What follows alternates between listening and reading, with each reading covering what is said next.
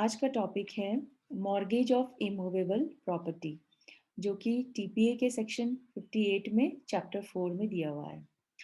तो मॉर्गेज क्या है, इसको हम समझ लेते हैं। मॉर्गेज बेसिकली एक व्यक्ति से दूसरे व्यक्ति को किसी संपत्ति को बंधक के रूप में देना।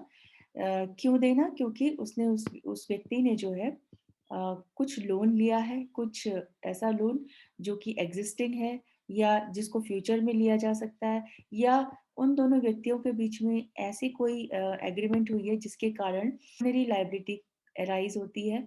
तो इन तीनों सिचुएशंस में मॉर्गेज किसी प्रॉपर्टी को किया जा सकता है। अब यहाँ पर प्रॉपर्टी कौन सी प्रॉपर्टी है? यहाँ पर एक स्पेसिफिक इमूवेबल प्रॉपर्टी है।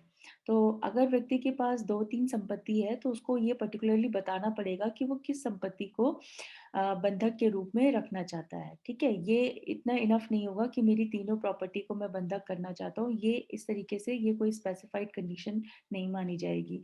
उसको बताना पड़ेगा कि वो अपने घर को रखना चाहता है या अपनी लैंड को रखना चाहता है, तो इस तरीके से ये एक स्पेसिफिक इमूवेबल प्रॉपर्टी होगी।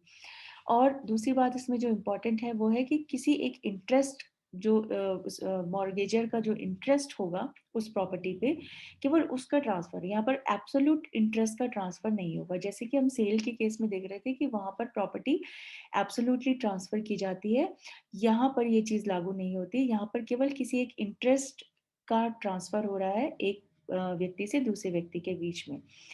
और ये बंधक क्यों रखा जा रहा है, ये मॉर्गेज क्यों किया जा रहा है? क्योंकि इसके बदले में मॉर्गेजर ने क्या किया है, कुछ लोन लिया है। ठीक है? किससे? मॉर्गेजी से। अब यहाँ पर अगर हम एक एग्जांपल देखते हैं कि A takes loan of rupees 20 lakh from B and keeps his house as a security for repayment of such loan, this is mortgage. तो यहाँ पर देखिए, ए ने 20 लाख का लोन लिया है बी से, तो ए यहाँ पर कौन है? मॉर्गेजर है। ठीक है? 20 लाख की अमाउंट क्या है? यहाँ पर मॉर्गेज मनी है। और बी कौन है? मॉर्गेजी है, जिसको कि हाउस मॉर्गेज किया जा रहा है। ठीक? और हाउस यहाँ पर क्या है? मॉर्गेज प्रॉपर्टी है। तो आपका जो सेक्शन 58 क्लॉज ए है वो यही सब डिफाइन करता है कि मॉर्गेजर क्या होता है, मॉर्गेजी क्या होता है, मॉर्गेज मनी, मॉर्गेज प्रॉपर्टी, ये सब क्या होता है। तो ये इस एग्जाम्पल से आपको क्लियरली पता चल रहा होगा। ठीक है? तो क्या बताया मैंने? ए यहाँ पर मॉर्गेजर है और बी क्या है? मॉर्गेजी। जिस हाउस को बंधक किया जा रहा है वो मॉर्गेज प्रॉपर्टी है और जो अमाउंट सिक्योर की जा रही है वो मॉर्गेज मनी है। ठीक है? तो ये आपका यहाँ पर मॉर्गेज का कॉन्सेप्ट है। अब मॉर्गेज जो है वो एग्जिस्टिंग लोन के भी ऊपर हो सकता है, या फ्यूचर में जो लोन लिया जाएगा या फ्यूचर में जो एडवांसेस लिए जाएंगे उसके ऊपर भी हो सकता है, या फिर ऐसी कोई अरेंजमेंट जो दोनों मॉर्गेजर और मॉर्गेजी के बीच में होता है, लाइबिलिटी जिसके कारण एक पिक्योनरी लाइबिलिटी अराइज होती है, उस पर भी मॉर्गेज किया जा सकता है। तो यहाँ पर ये तीन कंडीशंस हैं जिसके ऊपर मॉर्गेज किसी प्रॉपर्टी को किया जा सकता है। अब बात आती है कि क्या मॉर्गेज डीड जो है वो रजिस्टर्ड होनी चाहिए? तो हाँ, अगर उसकी वैल्यू 100 रुपीज से ऊपर है तो उस केस में वो राइटिंग में होनी चाहिए, साइंड होनी चाहिए, ड्यूली अटेस्टेड होनी चाहिए, और उसका जो है वो रजिस्ट्रेशन भी कंपलसरी है।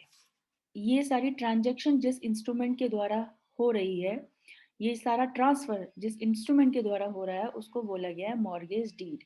तो यही आपका सेक्शन 58 क्लॉज ए बोलता है। ठीक है? तो मॉर्गेज क्या है, मॉर्गेजर क्या है, मॉर्गेजी क्या है, मॉर्गेज मनी क्या है, तो ये सब इस एग्जाम्पल से आपको क्लियर हो गया है। तो ये आपका मॉर्गेज का इंट्रोडक्शन है। अब आइए नेक्स्ट स्लाइड में।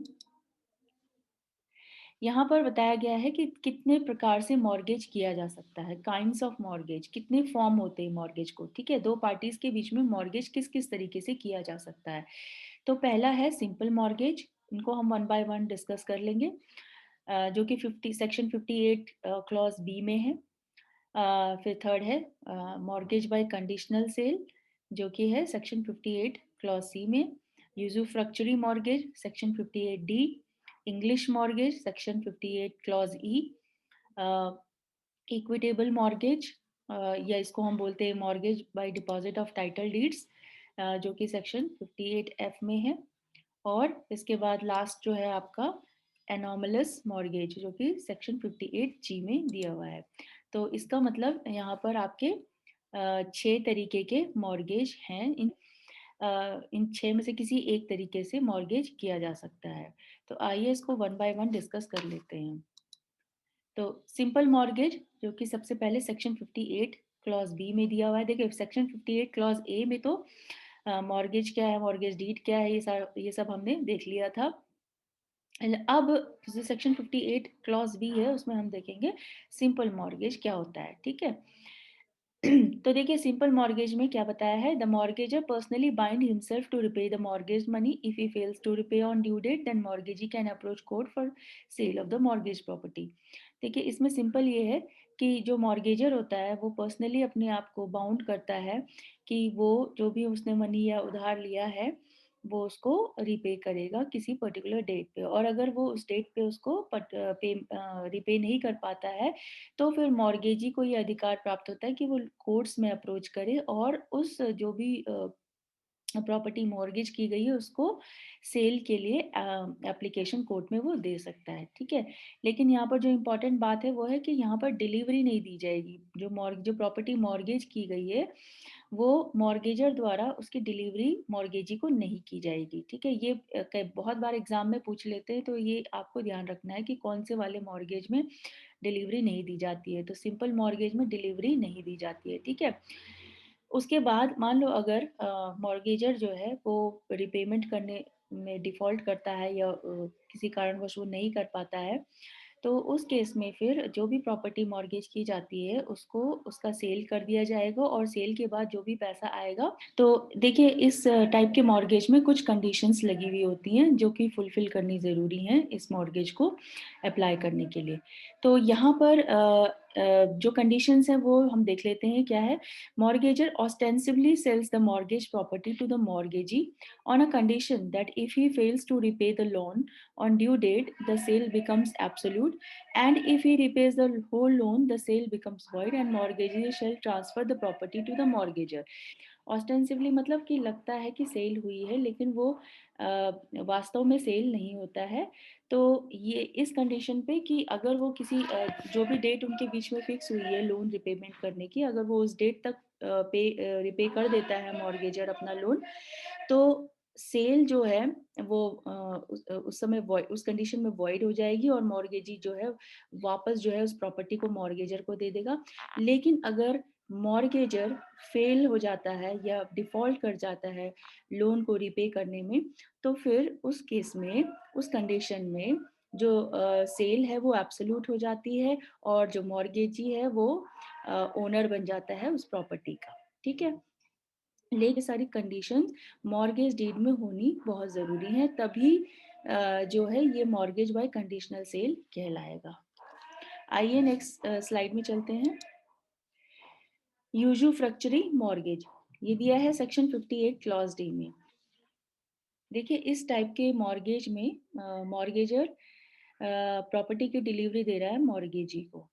मॉर्गेजर ऑथराइज करता है मॉर्गेजी को कि उस पोजेशन को वो रिटेन करे जब तक कि मॉर्गेजर उसे सारा जो लोन अमाउंट है वो रिपे ना कर दे। ठीक। मॉर्गेजर यहाँ पर ये भी ऑथराइज कर रहा है कि जो भी उस प्रॉपर्टी से रेंट्स आ रहे हैं या प्रॉफिट्स आ रहे हैं, जो भी बेनिफिट उस प्रॉपर्टी से हो रहे हैं वो उस लोन के बदले में वो उसको रख सकता है, या जो लोन के ऊपर जो इंटरेस्ट है उसके बदले में वो रख सकता है, या पार्टली लोन और पार्टली इंटरेस्ट के बदले में वो उस बेनिफिट को अपने पास रख सकता है। इंग्लिश मॉर्गेज की जो कि दिया है सेक्शन 58 क्लॉज ई में।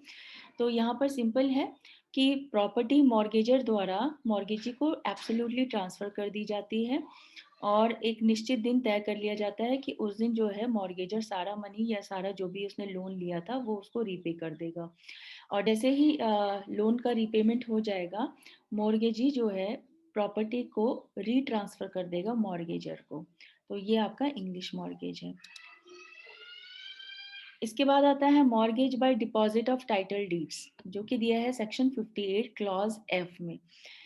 तो यहाँ पर इसको इक्विटेबल मॉर्गेज भी बोला गया है। तो सिंपली जो टाइटल डीड्स हैं, जो प्रॉपर्टी जिसको मॉर्गेज करनी है उसके टाइटल डीड्स को जो है एज ए सिक्योरिटी जमा कर लिया जाता है किसके पास, मॉर्गेजर के पास। तो और जब लोन का रिपेमेंट हो जाता है तो वो टाइटल डीड्स जो है वापस ले लिए जाते हैं। इसके बाद एनॉमलस मॉर्गेज में, तो एनॉमलस मॉर्गेज जो है 58 क्लॉज जी में दिया हुआ है। ये एक कंपोजिट टाइप का मॉर्गेज है जो कि ना तो सिंपल है, ना तो कंडीशनल सेल वाला मॉर्गेज है, ना ये यूजूफ्रैक्चरी है, ना ये इंग्लिश मॉर्गेज है, ना ये mortgage by deposit of title deeds है। तो एक तरीके से ये मिक्स्ड मॉर्गेज है। इसमें सिंपल भी हो सकता है, यूजूफ्रैक्चरी भी हो सकता है, मॉर्गेज बाय कंडीशनल सेल भी हो सकता है, या इसमें mortgage by deposit of title deeds भी हो सकता है। तो ये एक तरीके से मिक्स्ड मॉर्गेज है। तो ये आपका इंट्रोडक्शन पार्ट था मॉर्गेज का। नेक्स्ट बाकी की जो इसके प्रोविजंस हैं वो हम नेक्स्ट लेक्चर में कवर करेंगे। Thank you so much.